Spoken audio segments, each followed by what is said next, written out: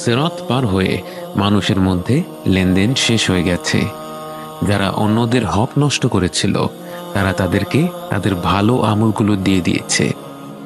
কিছু লোককে ফিরিয়ে দেয়া হয়েছে জান্নাতের দ্বার প্রান্ত থেকে। আল্লাহর অশেষ রহমত, আপনার সেই পরিণতি হয়নি।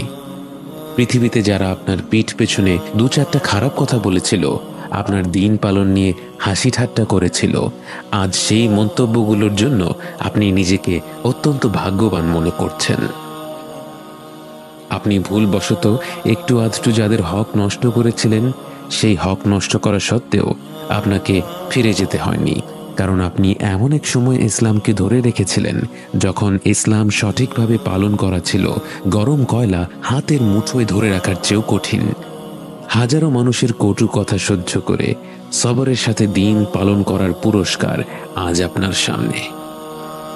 এরপর এক স্বর্গীয় কণ্ঠ আপনাকে উদ্দেশ্য করে বলে, ইয়া আইয়াতুহান নাফসুল মুতমাইন্নাহ ইরজিই ইলা রাব্বিকি রাদিয়াতাম মারদিয়াহ ফাদখুলি ফি ইবাদি ওয়াদখুলি জান্নাতি। সময়ের শুরু থেকে শেষ পর্যন্ত প্রতিটি মুমিন ব্যক্তি জান্নাতের দরজার দিকে ছুটে চলছে। এর মধ্যে উম্মতে মুহাম্মদ সাল্লাল্লাহু আলাইহি ওয়াসাল্লাম কতজন আপনার মনে পড়ে যায়? বুখারীর সেই হাদিস যেখানে রাসূল সাল্লাল্লাহু আলাইহি ওয়াসাল্লাম তার উম্মতকে উদ্দেশ্য করে বলেছিলেন, আমি আশা করি তোমরাই হবে জান্নাতের অর্ধেক জনসংখ্যা। জান্নাতের রয়েছে 8টি দরজা। বাবুস সালাহ খুলে দেয়া হবে তাদের জন্য যারা তাদের সালাত ঠিকভাবে আদায় করত। বাবুল জিহাদ খুলে দেয়া হবে মুজাহিদিনদের জন্য। বাবুস সাদাকাহ খুলে দেয়া হবে যারা বেশি বেশি দান সাদাকা করত। আর রাইয়ান হবে তাদের জন্য যারা বেশি বেশি রোজা রাখত। আল আইমান হবে যারা হিসেব ছাড়া জান্নাতে প্রবেশ করবে তাদের জন্য। আল কাযিমিন আল গায়ব হবে যারা নিজেদের রাগ নিয়ন্ত্রণ করত এবং অন্যদের ক্ষমা করে দিত। এছাড়াও হজ পালনকারীদের জন্য থাকছে বাবুল হজ এবং ঘন ঘন আল্লাহকে স্মরণকারীদের জন্য থাকবে বাবুল যিকর। কারো কারো জন্য জান্নাতের একটি দরজা খোলা থাকবে, কারো কারো জন্য একাধিক দরজা খোলা থাকবে, কারো কারো জন্য জান্নাতের সব কটি দরজা খোলা থাকবে। আল্লাহ যেন আমাদের জন্য জান্নাতের প্রতিটি দরজা উন্মুক্ত করে দেন। আপনি জান্নাতের একটি দরজার দ্বার প্রান্তে, কিন্তু একে আপনি দরজাই বা বলেন কি করে? এত প্রকাণ্ড এক প্রবেশ পথ যে এর দুপাশ কোথায় গিয়ে শেষ হয় চোখে দেখা যায় না। মুসলিম হাদিসে বর্ণিত আছে, রাসূল সাল্লাল্লাহু আলাইহি ওয়াসাল্লাম বলেছেন, জান্নাতের দরজার এক পাশ থেকে আরেক পাশ হলো 40 বছরের যাত্রা। জান্নাতের দরজা খুলে দেওয়ার জন্য এগিয়ে আসবেন স্বয়ং রাসূল সাল্লাল্লাহু আলাইহি ওয়াসাল্লাম। জান্নাতের রক্ষী ফেরেশতারা তার পরিচয় জানতে চাইবে। তিনি বলবেন, আমি মুহাম্মদ সাল্লাল্লাহু আলাইহি ওয়াসাল্লাম। তখন তাকে বলা হবে, আপনি সেই ব্যক্তি যিনি না আসা পর্যন্ত আমাদের জান্নাতের দরজা খুলে দিতে বারণ করা হয়েছিল। অতঃপর জান্নাতের দুয়ার খুলে দেয়া হলো। এক অদ্ভুত আলো আপনাদের বরণ করে নিল। অগণিত ফেরেশতারা আপনাদের স্বাগত জানানোর জন্য এগিয়ে আসলো। আপনারা প্রবেশ করা মাত্র তারা বলে উঠল, সালামুন আলাইকুম, সালামুন আলাইকুম, আপনাদের উপর শান্তি বর্ষিত হোক। জান্নাতে অগণিত মুমিন বান্দা প্রবেশ করার পর আপনাদের স্বাগত জানানোর জন্য পরিবেশন করা হলো একটি বিশেষ পানীয়।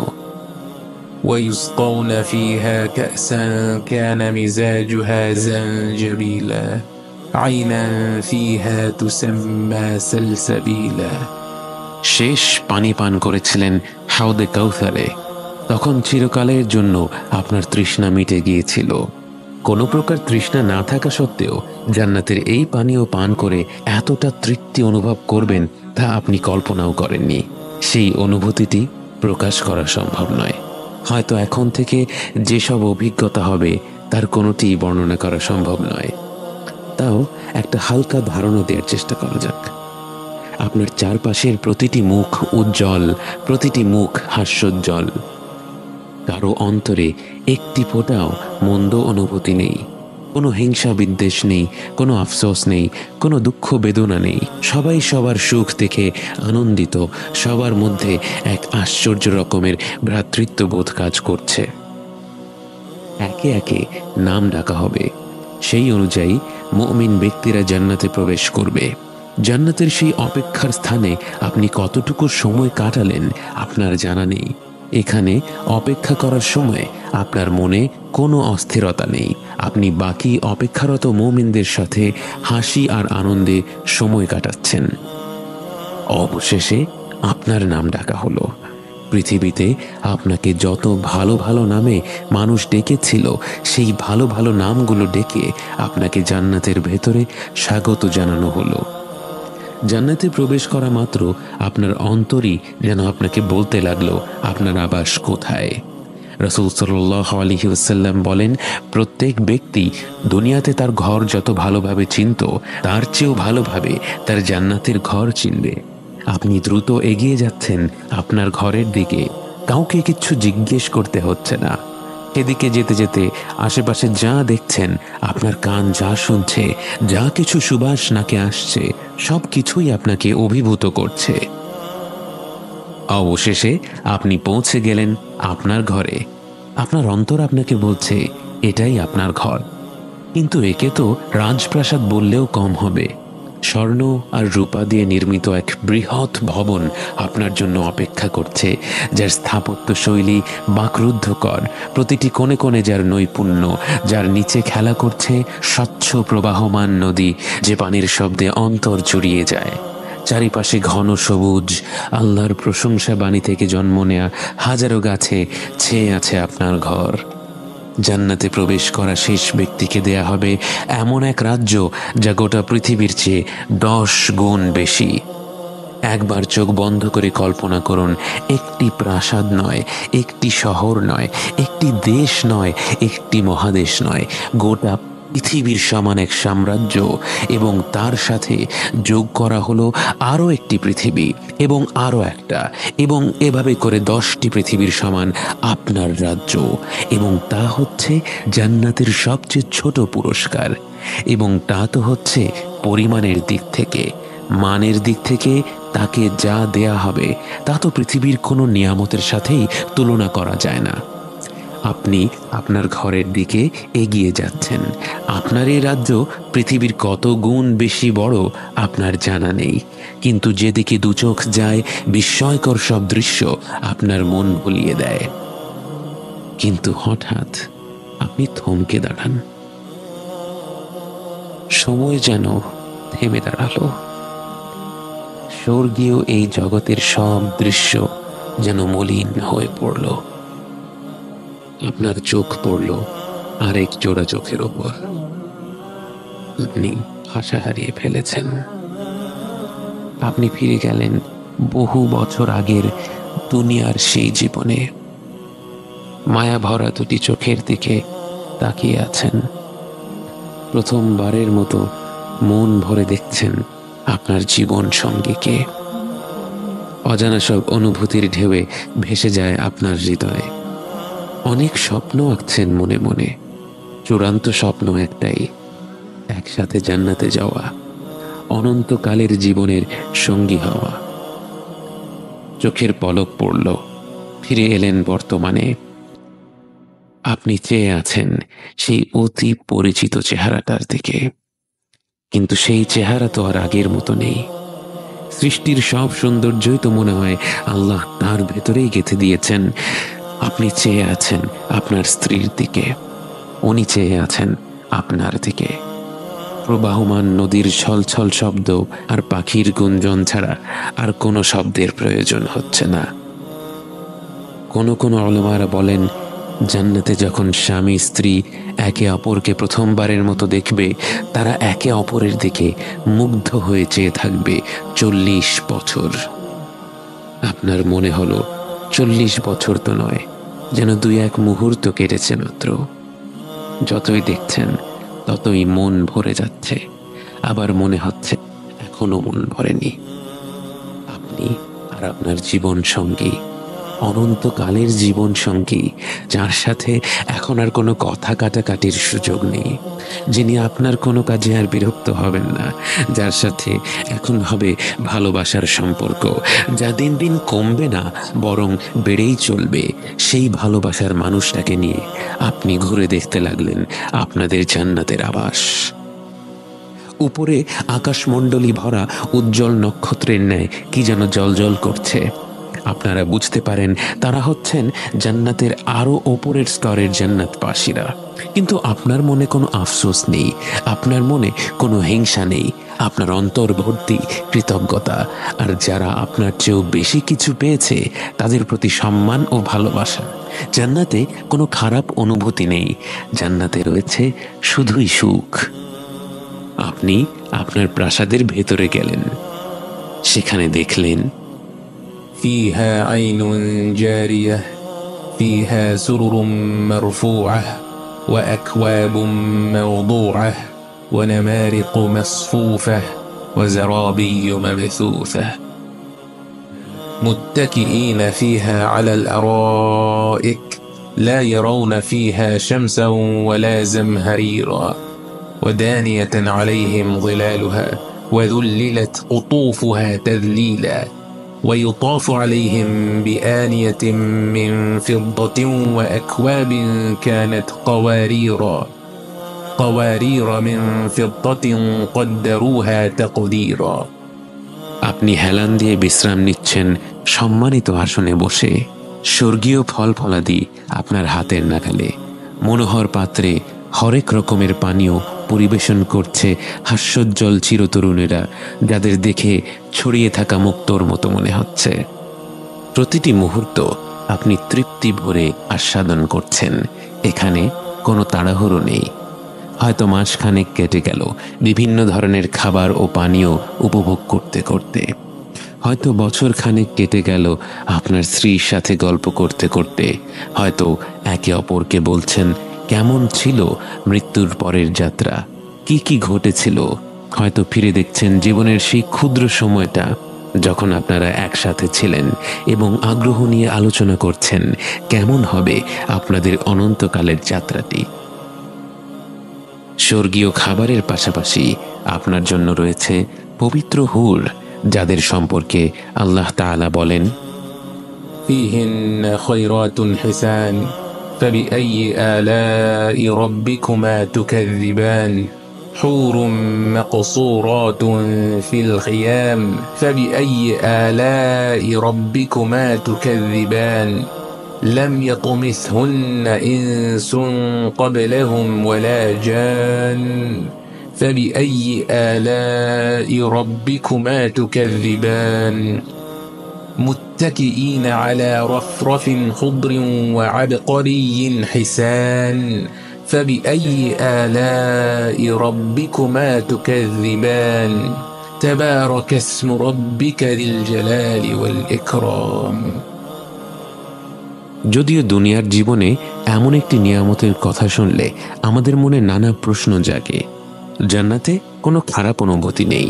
আপনি ফল ফলাদি উপভোগ করলে যেমন আপনার স্ত্রীর সে ব্যাপারে কোনো আপত্তি থাকবে না, আপনি হুরদের সঙ্গ উপভোগ করলেও আপনার স্ত্রীর সে ব্যাপারে কোনো আপত্তি থাকবে না।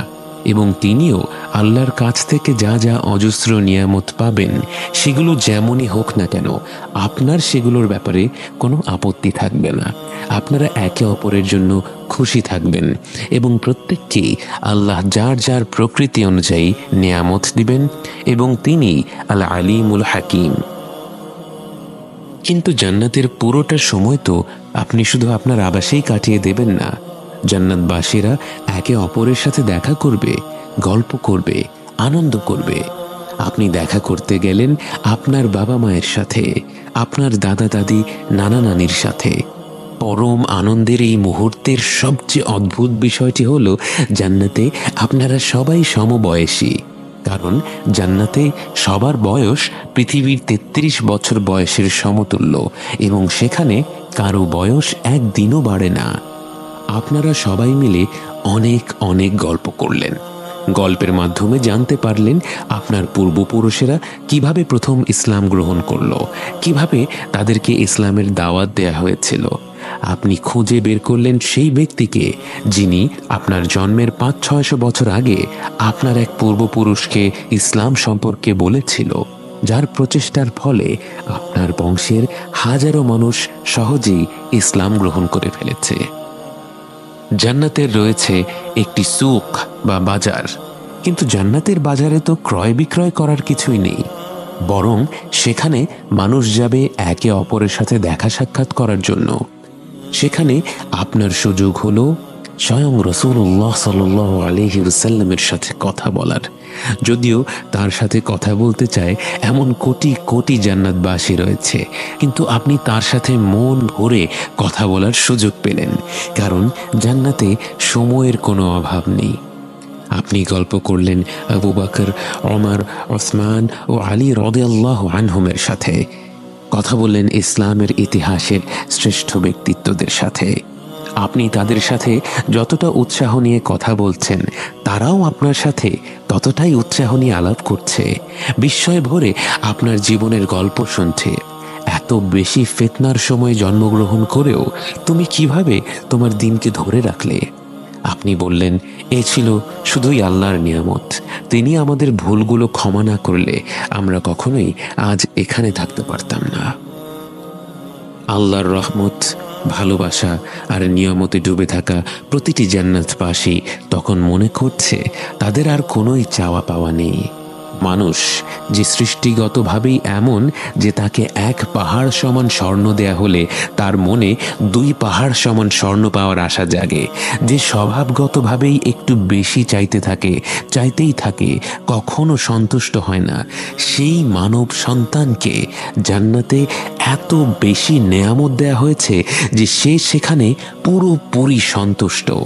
তার অন্তরে আর কোনো চাহিদা নেই, প্রতিটি মুহূর্তেই আনন্দ, প্রতিটি মুহূর্তেই তৃপ্তি, আর সেই তৃপ্তি কেবল বেড়েই চলছে। এমন অবস্থায় একটি ঘোষণা শোনা যায়, হে জান্নাতীরা। সেই কণ্ঠ শুনে প্রতিটি অন্তর তীব্র ভালোবাসা আর শ্রদ্ধায় কেঁপে ওঠে, কারণ এ তো স্বয়ং আল্লাহ তাআলার কণ্ঠ। জান্নাতবাসীরা বলে ওঠে, হে আমাদের রব, আমরা উপস্থিত আছি, সমস্ত কল্যাণ আপনারই হাতে। আল্লাহ তখন জিজ্ঞেস করবেন, তোমরা কি সন্তুষ্ট? সবাই বলে ওঠে, হে আমাদের রব, আমরা কেন সন্তুষ্ট হব না? আপনি আমাদের এমন সব জিনিস দিয়েছেন যা আপনার সৃষ্টি জগতের অন্য কাউকে দেননি। সবার অন্তর যখন কৃতজ্ঞতায় ভরে উঠছে, তখন সবাইকে হতভম্ব করে দিয়ে আল্লাহ তাআলা জিজ্ঞেস করলেন, আমি কি তোমাদের এর থেকে আরো উত্তম কিছু দান করব না? সবাই বাকরুদ্ধ হয়ে যায়, যেই জান্নাতে প্রতি মুহূর্তে এমন সব দৃশ্য, এমন সব শব্দ, এমন সব ঘ্রাণ, এমন সব স্বাদ, এমন সব অনুভূতি যা মানুষ কখনো কল্পনাও করতে পারেনি, যে নিয়ামতগুলো প্রতি মুহূর্তে হয়ে উঠছে আরো বেশি আনন্দদায়ক। এমন নিয়ামতের চেয়ে উত্তম পুরস্কার আর কি হতে পারে? সবাই বলে উঠল, হে রব, এর চাইতে উত্তম আর কি হতে পারে? তখন আল্লাহ বললেন, আমি তোমাদের উপর আমার সন্তুষ্টি স্থাপন করব, এরপর তোমাদের উপর আমি আর কখনো অসন্তুষ্ট হব না। আল্লাহ আপনাকে নিয়ে পুরোপুরি সন্তুষ্ট। আল্লাহ এই অনন্তকালের জীবনে আপনার কোনো কাজে, কোনো কথায়, কোনো চিন্তায় আর কখনো রাগ করবেন না, কখনো অসন্তুষ্ট হবেন না। এই প্রথমবার মনে হলো আপনার গোটা অস্তিত্ব যেন সত্যিকার অর্থে সার্থক হলো। এবং এরপর সেই মুহূর্ত, যার জন্য প্রতিটি আত্মা যেন সৃষ্টি হওয়ার পর থেকেই অধীর অপেক্ষায় ছিল, সেই মুহূর্ত, যে মুহূর্ত প্রতিটি অন্তর খুঁজে বেরিয়েছে প্রকৃতিতে, ভালোবাসায়, উদারতায়, ভ্রাতৃত্ববোধে, সৌন্দর্যে ভূমিষ্ঠ হওয়ার পর থেকে প্রতিটি ক্ষণে কিন্তু কোথায় যেন কোনো এক কমতি ছিল, তা ঠিক বুঝতে পারেনি। সবাইকে বাকরুদ্ধ করে দিয়ে আল্লাহ তার ও তার বান্দাদের মধ্যে থেকে তার হিজাব উঠিয়ে নেন। প্রতিটি বান্দা উপরে তাকিয়ে দেখছে, তাদের সামনে স্বয়ং আল্লাহ তাআলা হাজির হয়েছেন। আপনি আল্লাহকে দেখছেন, আপনি আল্লাহকে দেখছেন, আপনি আল্লাহকে দেখছেন। জান্নাতের যে নিয়ামতের মহাসাগরে ভেসে আপনি এই প্রান্তরে এসেছেন, যে সকল নিয়ামতের জন্যই আপনি কৃতজ্ঞ, যে সকল নিয়ামত তখনও আপনার কাছে অত্যন্ত প্রিয়, কিন্তু এই চূড়ান্ত নিয়ামত, আল্লাহকে সরাসরি দেখার নিয়ামত, হয়ে গেল প্রতিটি বান্দার সবচেয়ে প্রিয়, সবচেয়ে মূল্যবান, সবচেয়ে বিশেষ পুরস্কার।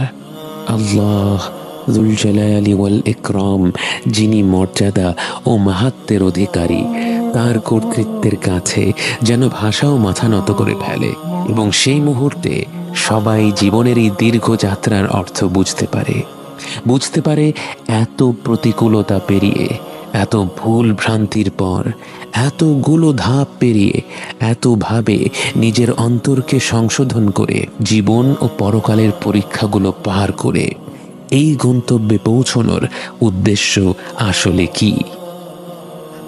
এক নিঃসৃত তরল থেকে জন্ম নেয়া মানুষ যে এত দুর্বল, এত অসহায়, এত ক্ষুদ্র, আজ সৃষ্টির প্রতিপালকের সামনে দাঁড়িয়ে তার এতটা নিকটে, তার পরিপূর্ণ সন্তুষ্টি অর্জন করে কোনো প্রকার বাধা ছাড়া তার সাথে সাক্ষাৎ করছে, তার মহিমার দীপ্ত প্রভার প্রবলতায় সে চূর্ণ বিচূর্ণ হয়ে যায়নি, বরং সে তার আলোয় আলোকিত হয়ে তার এই পরম নিয়ামত গ্রহণ করতে পারছে।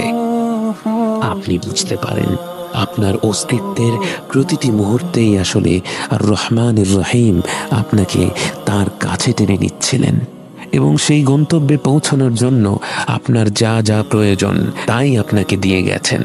তার সান্নিধ্যের পবিত্রতায় প্রবেশ করার জন্য আপনার যে আত্মশুদ্ধির প্রয়োজন ছিল, জীবন মৃত্যু জীবনের মাধ্যমে তিনি আপনাকে সেই আত্মশুদ্ধির পথ দেখিয়ে দিয়েছেন। এবং আলহামদুলিল্লাহ, আলহামদুলিল্লাহ, আপনি সেই পথে ছোট ছোট ধাপ নিয়েছিলেন। দুনিয়ার ক্ষণিকের জীবনের কোনো এক পর্যায়ে, কোনো এক অনুপ্রেরণায় আপনি সিদ্ধান্ত নিয়েছিলেন আপনি তার দিকে একটি ধাপ নেবেন, একটুখানি এগোবেন, এবং সেই একটি ধাপের ফলে তিনি আপনাকে তার রহমত আর ভালোবাসায় এমনভাবে আবরণ করে নিয়েছিলেন, নিয়ামতের পর নিয়ামত দিয়ে আপনাকে এমনভাবে ডেকে নিয়েছিলেন তার কাছে। আজ জান্নাতের এই নির্মল প্রান্তরে বসে আপনি আল্লাহকে দেখছেন, তার নিকটে পৌঁছে গেছেন। আপনার ভূমিষ্ঠ হওয়া আজ সার্থক হলো। জীবন মৃত্যু জীবনের যাত্রা আজ সার্থক।